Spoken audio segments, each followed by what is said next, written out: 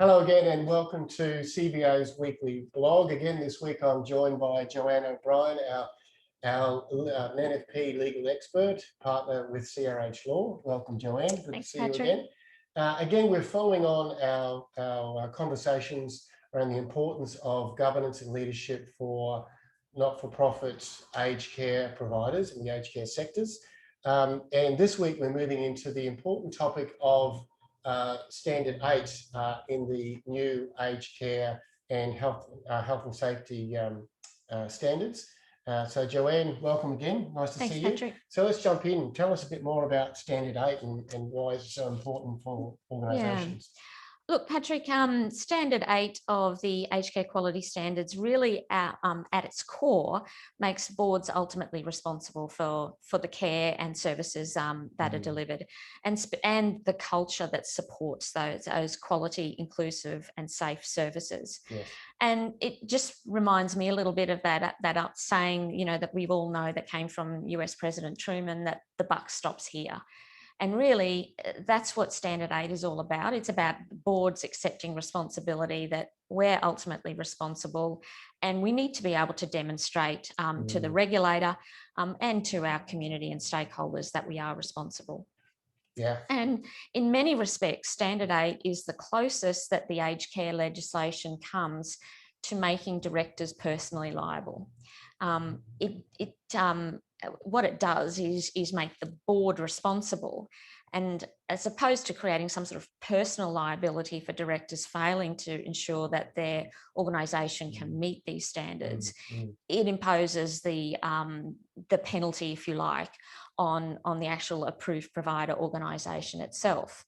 So, director failure to ensure that Standard 8 is met means that the approved provider that they lead then fails to meet the quality standards, and then all of the compliance action that potentially can follow from that. So we often talk about what it means for boards, but in this case, what does it mean for directors? Obviously, that probably make a lot of directors feel quite nervous. Look, it does. And I think that for directors, it also creates this tension, and I'll talk a little bit in a minute, with some tips for directors about how they approach this. But I think one of the biggest things to struggle with is this tension that's created between the usual governance expectation that we continually tell directors that they must be responsible for the high-level strategy. It's not their job to drill down and get into day-to-day service delivery. That's for their executive and managers to do. Correct. But then when you've got, as a director, and you're sitting there, trying to work out how you prepare for a board meeting, what are the behaviours, what should I do when I'm sitting around the boardroom table? What should I be thinking about as I'm contributing to strategy development? Yes. How is it that I then also ensure that I have taken the correct steps to put in place these organisation-wide governance standards that are required by Standard 8? Yeah. So it's a real tension between trying to maintain high level, but also then being responsible for really getting down into the gritty of procedures and systems that are in place. Okay, so what about now tips for boards to ensure they not only meet, but potentially even exceed? Because remember, these are the minimum standards for us to operate. I know I remind organisations about that, as I know you do. Yes. This is not A grade, this is just the minimum standards we're talking about. That's exactly right. And look, I think it's that need to maintain focus on leadership and strategic goals. Yep. So we're here to set the tone. We're the leaders, and everything that we do as a collective, when we interact with each other around the boardroom table, and when we interact with our executive managers, everything that we do is about having this strong culture about its safety, inclusiveness, and quality care that we care about. And you have to demonstrate those behaviours if you're going to enable others in the organisation to support that culture and to ensure that culture filters down. So it's really trying to maintain that focus. And so then, when you do come to the board table, what are you thinking about? Well, firstly, it's who's on the board. You know, if we're responsible for ensuring there's governance systems around risk management and clinical governance and complaints feedback, who needs to be on the board with me? So that I can ensure that collectively we've got the knowledge, expertise and experience to be able to ensure that our organisation has what it takes to be able to demonstrate compliance and exceed compliance with standard aid. And I think that's an important point about boards, is the collegiate nature of the decision making that should happen at the boardroom. It's not up to a single individual director to have all of this expertise. You have to contribute to the decision making, but you can, you know, use and call on the support of your fellow directors. I'm just doing a mental checklist of the board that I'm on, an aged care organisation, as you outline this tip. So please continue. And look, clinical governance is one that's a real struggle because those people are particularly specialised. They're very busy people generally, and it can be hard to attract them to the boards. And one of the things that I've been thinking about is, if it's not possible to get a clinical governance expert on as a director, boards can all take advice from wherever they like. So, you know, you can have your clinical governance subcommittee that has someone who's not a director who could be paid to be there as the advisor. Or you have that person, you know, feed directly into the board as an advisor. That's a good point you make. It's the fact that it doesn't always have to reside on the board as directors. You've got a range of structures and mechanisms at your disposal that you can use, whether that's through volunteering or by paid, etc., that you can make sure that that expertise is available. That's very true. That's very true.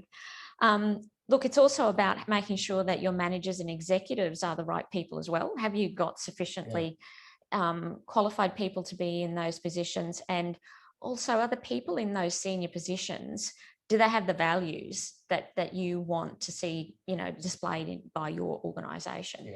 And that's a really hard thing to recruit against, but increasingly I'm convinced that it's incredibly important, because you can have the most experienced or knowledgeable person and they might be right in another organisation, but are not necessarily right for your good fit.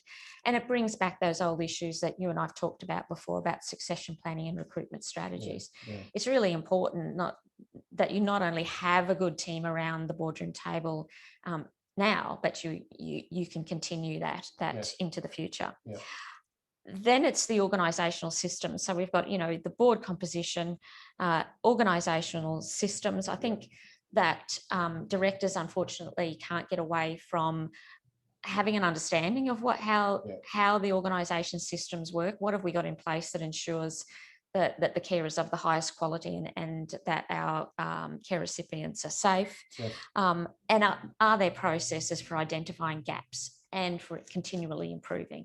So you've got to have the systems, and then you've got to have the ability to identify gaps, whether that's through spot audits, gap analysis, feedback from consumers and staff and families. Which really brings us to the reporting mechanisms. You know, reporting mechanisms have to be effective. And the directors, there's no way to get around the need to read all of those board reports, all of the papers that are prepared for you, and to be prepared so that when you go into the board meeting, you can ask the right questions. So directors have to make sure that the reporting they are getting is sufficiently detailed for them to be able to be satisfied that the systems are in place and are working. Has to be able to allow directors to identify trends. You know, trends are really, really important. If we use the basic example of falls, you know, which are a real common risk, obviously, in residential aged care, you know, you have to be able to identify if falls are suddenly going up, you know, what's perhaps not working, what do we need to change? And that's, you know, a same across the board. And of course, your reporting mechanism has to be comprehensive, no gaps. And I think that it's the assessment and analysis of those reports that are important too, and that's really my fourth tip. And this is where, you know, that basic human attribute, I think, of curiosity. You know, and I'm old enough to remember black and white television and good old Professor Julius Sumner Miller, you know, as this quirky American professor. This, why is it so? Correct. And, you know, when you're looking at board papers and something doesn't look right, why is it so? What's going on here? Don't accept the status quo. Don't accept it. Yeah, ask those questions. Yeah. And of course, the final point is about being responsive. Because Standard 8 requires you to also demonstrate that where problems are identified or consumers are saying, you know, providing feedback about what they want or how things can be improved, you have to be able to demonstrate that you complete the loop and that things actually happen. Yeah. Great. So, Joanne, thank you. And if you'd like to know more about how Joanne can help you, particularly around Standard 8 and its significantly importance for our aged care boards, please contact us at CBA. Until next time, stay safe. Bye for now. Thanks, Joanne. Thank you. Was that all right?